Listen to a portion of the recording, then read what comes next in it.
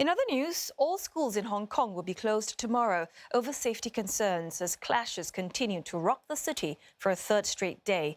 Universities have also cancelled classes, with Chinese University going a step further. It's closing for the rest of the term over safety concerns. Classes will resume in January. Mass school closures like this are usually only called for during typhoons.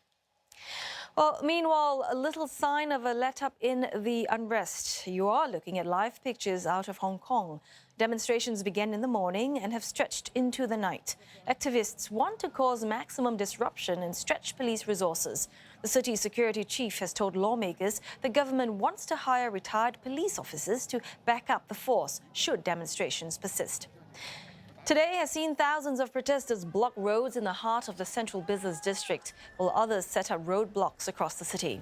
Transport networks have been crippled, while offices and shops have had to close. At least 5 major banks say staff have been asked to consider working from home.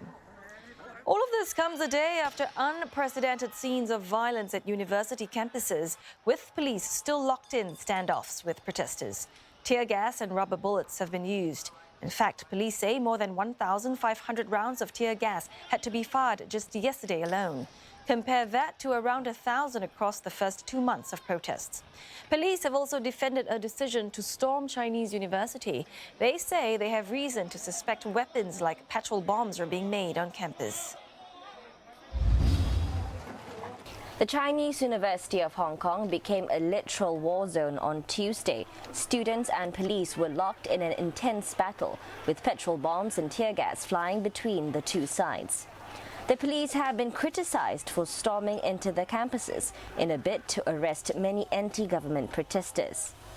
Invading university campuses is seen as a very provocative act because it basically forced the entire student body to come out to face the police and clash with the police. Because of peer group pressure, obviously students cannot feel that they can comfortably sit in their rooms to engage in study while their fellow classmates are confronting the police. But the police have defended their actions. They said the main objective was to protect a bridge which spans the highway outside the university.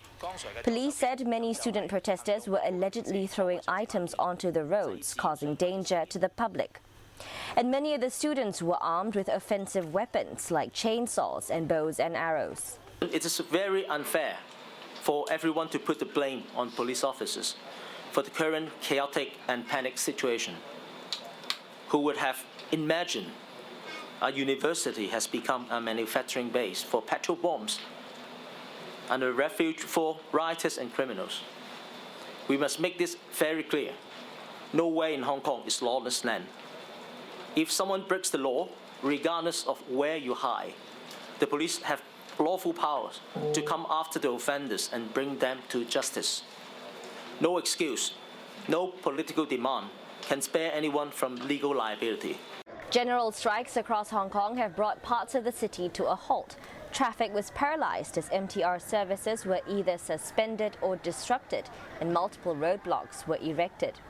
Confrontations also broke out between anti-government protesters and the police at universities across Hong Kong on Monday, including this one at the University of Hong Kong. Police had infiltrated the campuses, firing multiple rounds of tear gas, affecting thousands of students. Classes had to be cancelled, and some universities even had to put off their graduation ceremonies.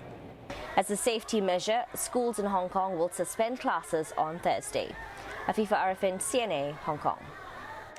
Well, China is calling for a harsher crackdown to end the unrest in Hong Kong, which it says is sliding into an abyss of terror. Its liaison office in the city says it resolutely supports the Hong Kong government, police force and judiciary.